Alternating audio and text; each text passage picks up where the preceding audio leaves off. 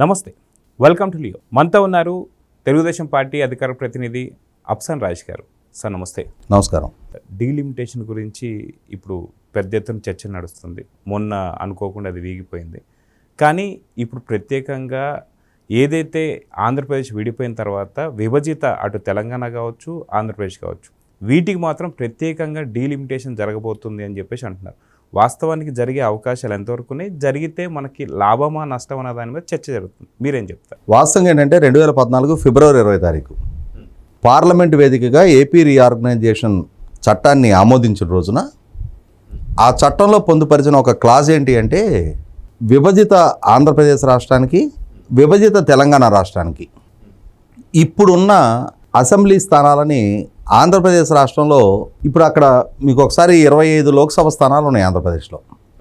25x7 ఒక లోక్సభ పరిధిలో 7 assembly స్థానాల చొప్పున 175 అసెంబ్లీ స్థానాలు ఉన్నాయి. తెలంగాణలో 17 లోక్సభ స్థానాలు ఉన్నాయి. 17x7 119 అసెంబ్లీ స్థానాలు ఉన్నాయి. వీటిని ఒక్కొక్క పార్లమెంటు పరిధిలో 7 అసెంబ్లీ స్థానాలలో 2 అసెంబ్లీ స్థానాలు అదనంగా పెంచుకునే విధంగా, అంటే ఆంధ్రప్రదేశ్లో 25x2 50 అసెంబ్లీ స్థానాలు, అంటే ఇప్పుడున్న 175 225కి చేర్చుకునే విధంగా, తెలంగాణలో ఇప్పుడున్న 119ని 17x2 ఇంకొక 34 అసెంబ్లీ స్థానాలు, 153 స్థానాల సంఖ్యాబలానికి పెంచుకునే విధంగా ఏపీ రీఆర్గనైజేషన్ యాక్టు విభజిత 2 రాష్ట్రాలకి ఆ వెసులుబాటు కల్పించింది. అంటే విభజన చట్టంలో మెన్షన్ చేశారు. దాన్ని అమలు చేయాల్సింది కూడా పార్లమెంటే. ఎందుకంటే నియోజకవర్గాల పెంపు, నియోజకవర్గాల తగ్గింపు, నియోజకవర్గాల స్వరూపాన్ని మార్చటము, ఇవి పార్లమెంటు తీసుకునే నిర్ణయం మేరకు డీలిమిటేషన్ కమిషన్ అపాయింట్ చేసి తీసుకోవాలి. అది రాష్ట్రాల నిర్ణయాధికారం మేరకు జరగదు. అటువంటప్పుడు మరి 2014లో రీఆర్గనైజేషన్ యాక్ట్లో మెన్షన్ చేశారు కదా, మా రాష్ట్రాలకి ఈ పెంపుదలకు అవకాశం కల్పించండి అని చెప్పని ఇరు రాష్ట్ర ప్రభుత్వాలు కేంద్రాన్ని అప్రోచ్ అయినాయి. కేంద్రాన్ని అప్రోచ్ అయినప్పుడు కేంద్రం చెప్పిన ఒక సాంకేతిక పరమైన అడ్డంకి ఏంటి అంటే, దేశవ్యాప్తంగా నియోజకవర్గాల డీలిమిటేషన్ 2009లో నియోజకవర్గాల పునర్వ్యవస్థీకరణ జరిగింది. కానీ అక్కడ నియోజకవర్గాల సంఖ్య పెరగల, సంఖ్య తగ్గల. విదిన్ ది స్టేట్, అంటే ఉమ్మడి ఆంధ్రప్రదేశ్ రాష్ట్రంలో 294 అసెంబ్లీ స్థానాలు ఉండేవి. ఆ 294 అసెంబ్లీ స్థానాలే ఉన్నాయి.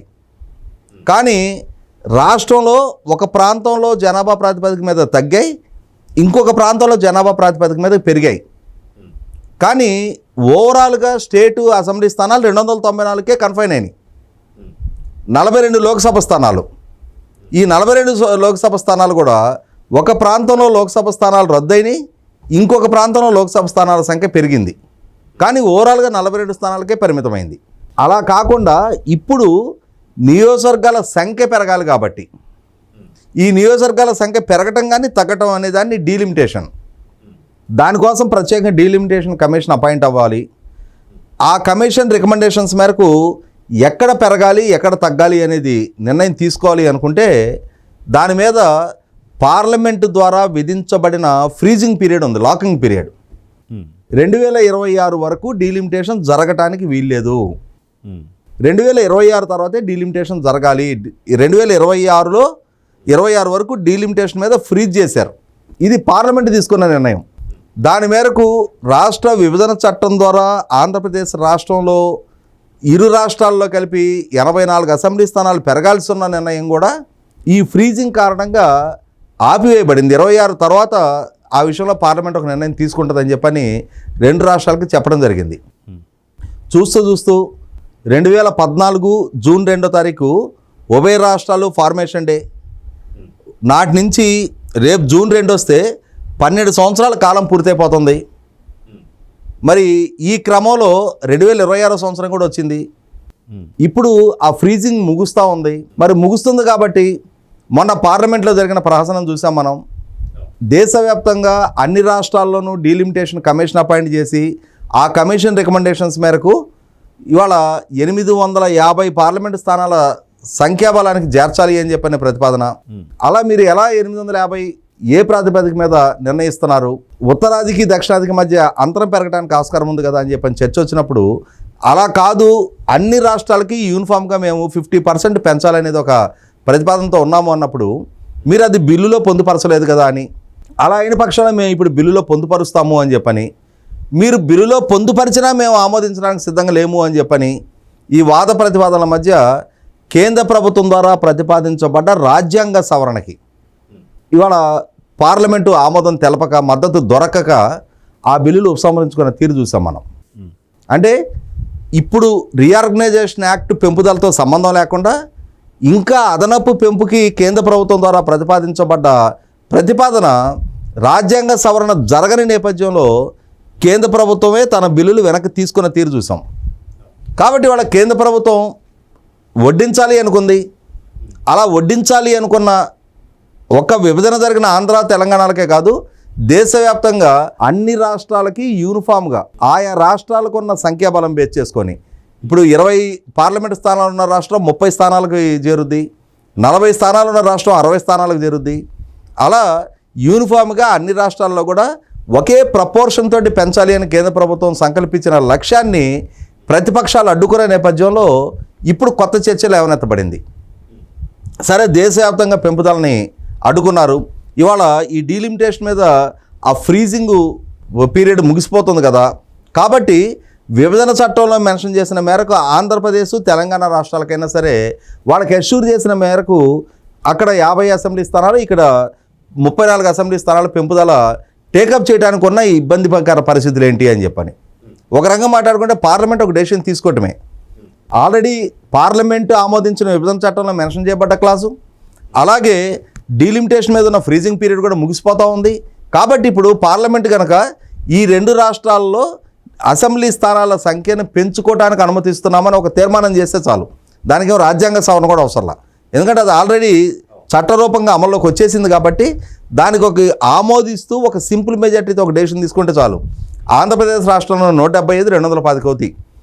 తెలంగాణలో ఉన్న 119, 153 సంఖ్యకి పెరుగుతాయి. కానీ పార్లమెంటు స్థానాల పరిస్థితి, పార్లమెంటు స్థానాలు యథావిధిగా ఇక్కడ 25, అక్కడ 17 మాత్రమే కొనసాగుతాయి. ఇది పెద్ద ప్రయోజనకరమైన నిర్ణయం కాదు. ఎందుకంటే ఎటు తిరిగి మహిళా బిల్లు కూడా అమల్లోకి రాబోతూ ఉంది.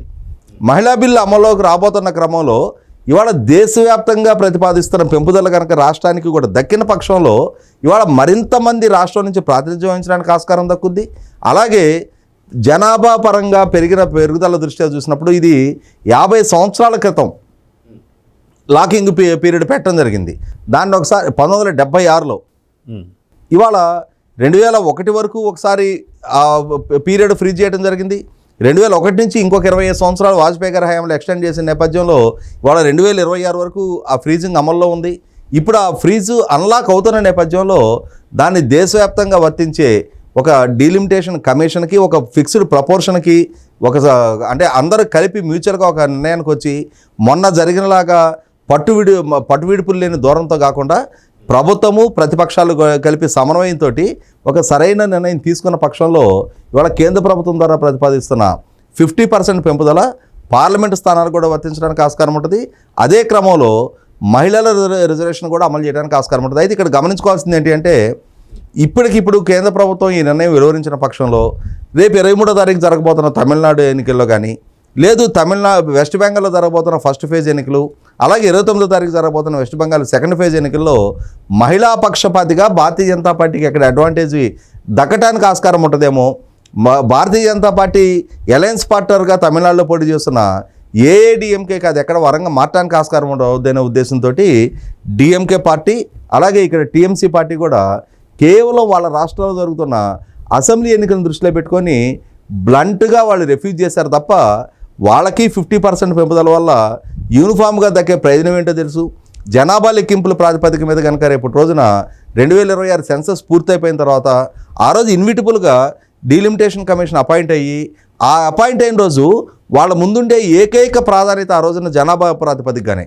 అలా జనాభా ప్రాతిపదికగా కనుక లెక్కింపు జరిగిన పక్షంలో దక్షిణాది తీవ్రంగా నష్టపోవడానికి ఆస్కారం ఉంటుంది. కాబట్టి ఆ రోజున ఈరోజు ఒప్పుకొని పక్షాలు ఉత్తరాదికి జరిగే అడ్వాంటేజ్ దృష్ట్యా దక్షిణాదికి ఏదో ప్రయోజనం కల్పించడానికి ఆ రోజు ఒకసారి జనాభా లెక్కల ప్రక్రియ ముగిసిన తర్వాత జనాభా లెక్కలు కాదు అని చెప్పని యూనిఫామ్గా ఒక ఫిక్స్డ్ ప్రపోర్షన్ పెంచడానికి అని చెప్పని కేంద్ర ప్రభుత్వం ప్రతిపాదించినా అది న్యాయ సమీక్షకి న్యాయస్థానాల్లో పోరాటానికి దారితీసే ఆస్కారం ఉంటుంది. కాబట్టి ఖచ్చితంగా జనాభా లెక్కింపుల ప్రక్రియ మొదలు కాకముందే, జనాభా లెక్కల ప్రక్రియ గణాంకాలు రావకముందే మొన్నటి తీర్మానంలాగా ప్రభుత్వం ప్రతిపాదించిన తీర్మానం కాబట్టి గుడ్డిగా వ్యతిరేకించడం అని చెప్పనే రాజకీయపరమైన నిర్ణయం కాకుండా ప్రభుత్వ పరంగా తీసుకుంటున్న ఆ నిర్ణయంలో ఉన్న మెరిట్స్ని బేస్ చేసుకొని, దక్షిణాదికి దక్కే సీట్ల సంఖ్యను బేస్ చేసుకొని ఇప్పుడు ఒకసారి డీలిమిటేషన్ కనుక జరిగిన పక్షంలో కనీసం ఈ గతంలో లాగానే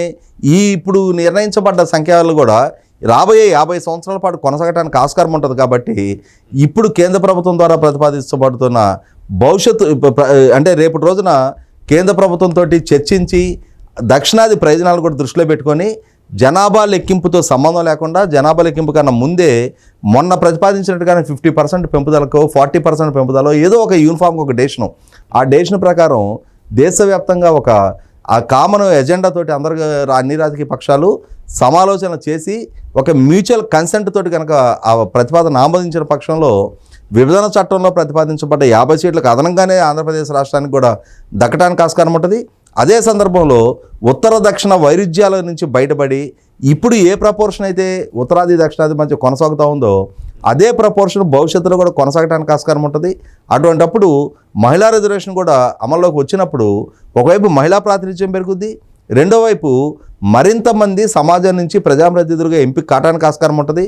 అలాగే డీసెంట్రలైజ్డ్ రిప్రజెంటేషన్ ఇవాళ ఒక 20 లక్షల మందికో 25 లక్షల మందికో ఒక ఎంపీ ప్రాతినిధ్యం వహించే క్రమంలో ఈ 20 లక్షల మందికి సంబంధించిన సమస్యను అడ్రస్ చేయడానికి ఒక లోక్సభ సభ్యుడు ఉన్నదానికి అదొక 15 లక్షలకో 17 లక్షలకో దాన్ని ఆ పరిమితి కుదించి ఎక్కువ మంది సభ్యుల్ని ఎంపిక చేసుకున్నప్పుడు వాళ్ళకి కూడా కొంత వెసులుబాటు అవుద్ది. అదే సందర్భంలో ప్రజలకు కూడా యాక్సెసిబిలిటీ ఈజీగా ఉంటుంది. కాబట్టి తమ ప్రాంత సమస్యల గురించి, తమ సమస్యల గురించి తమ ప్రజాప్రతినిధికి నివేదించుకోవడానికి, అతను కూడా ప్రస్తావించడానికి ఉండే వెసులుబాటు నేపథ్యంలో మరింత మందికి ఆస్కారం కలిగించే విధంగా ఖచ్చితంగా డీలిమిటేషన్ ప్రక్రియ టేకప్ చేయాల్సిన అవసరం ఉంటుంది. బహుశా చూద్దాం, బహుశా రాబోయే రోజుల్లో కేంద్ర ప్రభుత్వం మరొకసారి ఈ ప్రతిపాదనతో ముందుకు రావచ్చు. అలా వచ్చినప్పుడు ఇప్పుడు స్థానికంగా ఉన్న ఎన్నికలను దృష్టిలో పెట్టుకొని అపోజ్ చేసిన పార్టీలు కూడా రియలైజ్ అయ్యి, ఎందుకంటే ఇప్పుడు కేంద్ర ప్రభుత్వం ద్వారా ప్రతిపాదించబడ్డ మహిళా బిల్లుకి గతంలో యూనిఫామ్గా పార్లమెంట్లో ఉన్న అన్ని పార్టీలు మద్దతు ప్రకటించి ఆమోదింపజేశాయి. కాబట్టి అదే విధమైన ప్రక్రియ, అదే విధమైన ఒక రకమైన మ్యూచువల్ ఫ్లోర్ మేనేజ్మెంటు రాబోయే బిల్లు సందర్భంగా కూడా జరగడానికి ఆస్కారం ఉంది. ఎప్పుడు కేంద్ర ప్రభుత్వం వైపు నుంచి ఈ బిల్లు ప్రవేశపెట్టబోతారనేది అందరూ వేచి చూద్దాం. సో చూద్దాం సార్. ఖచ్చితంగా 2023లో ఆమోదించబడ్డటువంటి మహిళా బిల్లు ఇప్పుడు ఎన్నికల కారణంగా వీళ్ళు అడ్డుకుంటున్నారే తప్ప రాబోతున్నటువంటి మరొకసారి బిల్లు పెడితే ఇది ఖచ్చితంగా ఆమోదం చెందిద్దని చెప్పి 29 ఎన్నికల్లో ఖచ్చితంగా సీట్లు డీలిమిటేషన్ జరుగుతుందైతే అర్థమవుతుంది. సో చూద్దాం సార్ ఏం జరగబోతుంది. నమస్తే sir. Please subscribe to Leo News for more videos.